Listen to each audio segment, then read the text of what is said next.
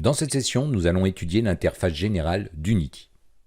Alors l'interface générale d'Unity est assez dense, mais vous allez voir qu'elle est très bien pensée, et d'ailleurs dans sa disposition par défaut, ce qui est le cas ici, vous allez voir qu'elles sont agencées de manière à vous aider.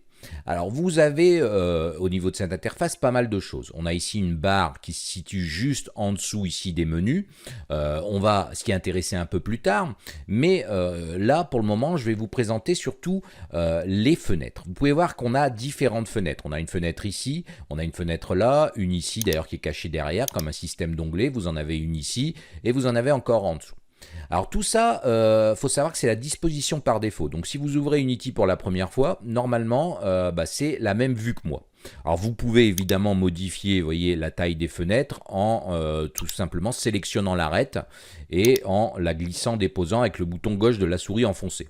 Bon, là c'est un fonctionnement assez classique, je dirais, au niveau des interfaces. Alors on va voir par la suite, mais pas pour le moment, qu'on peut aussi les agencer différemment. Alors pour ceux qui auraient des problèmes de disposition, vous pouvez tout simplement aller ici au niveau de Windows, Layout et choisir ici Default. Vous aurez à ce moment-là la même disposition que moi à l'écran. Alors, on va s'intéresser surtout aux fenêtres, parce que ces fenêtres vont être vraiment le cœur du développement et de l'utilisation d'Unity. Alors la première fenêtre qu'on peut observer ici, c'est la fenêtre de hiérarchie. Alors cette fenêtre, en fait, comporte tous les objets de votre scène. Vous pouvez voir ici que j'ai quelques objets sur ma scène. D'ailleurs, c'est assez simple. On peut voir ici un cube, une sphère et un cylindre. Vous pouvez voir qu'on les retrouve ici. Vous avez aussi des objets, d'autres qui sont invisibles, comme une main camera ou une directional light. Bon, on verra tout ça en détail un peu plus tard. Mais il faut savoir que cette fenêtre va vous permettre de sélectionner les objets. Ensuite, vous avez la fenêtre scène. La fenêtre scène, ici, va vous permettre d'afficher tous les objets dans votre monde 3D, au niveau de votre level.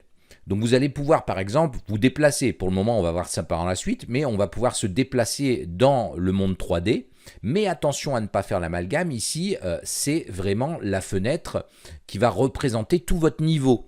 C'est-à-dire que ce n'est pas ce que l'utilisateur, le joueur, va voir quand il va exécuter votre jeu. C'est vraiment pour vous déplacer dans le monde 3D, dans ce que vous allez créer. Ensuite, vous avez l'onglet Game, qui lui, justement, représente la vue du joueur. Comme vous pouvez le voir, ici, on ne va pas se déplacer dans cette scène. Par contre, c'est ce que va en fait projeter la main caméra. La main caméra va être une sorte d'œil, un œil qui va être fixé, qui va regarder une partie de votre monde 3D, et c'est ce que le joueur verra ici. Alors ensuite, vous avez l'inspecteur. L'inspecteur va être très intéressant parce qu'il va en fait vous permettre de voir tout ce qu'il y a comme composants, comme script attaché à vos objets. Donc on reviendra en détail aussi sur cette fenêtre qui va être très importante. Ensuite, vous pouvez observer la fenêtre projet dans le bas de l'écran. Cette fenêtre, c'est en fait tout simplement l'arborescence de votre projet. Alors, le projet, ça veut dire tous les fichiers que je vais utiliser. C'est-à-dire qu'ici, on peut voir que j'ai un dossier asset et à l'intérieur, j'ai un dossier scène avec ici, tout simplement, un fichier qui a été créé qui s'appelle Sample Scene Unity, qu'on peut d'ailleurs retrouver tout en haut de l'interface ici, juste après le nom du projet. Sample Scene, ça veut dire tout simplement que ici, cette scène qui s'appelle Sample Scene, si on traduit en français, ça veut dire scène exemple, est tout simplement chargée dans Unity. Donc, cette fenêtre projet va contenir tous les fichiers, les textures, les fichiers son, les game objects, les modèles 3D de votre jeu. Ensuite, la dernière que je vais vous présenter, c'est ici la fenêtre console. Elle va être très importante parce qu'elle va nous permettre de dialoguer avec Unity. On va pouvoir par exemple récupérer des informations si on a des erreurs, s'il y a des choses qui ne vont pas sous forme d'informations, d'alertes ou tout simplement de simples messages d'avertissement.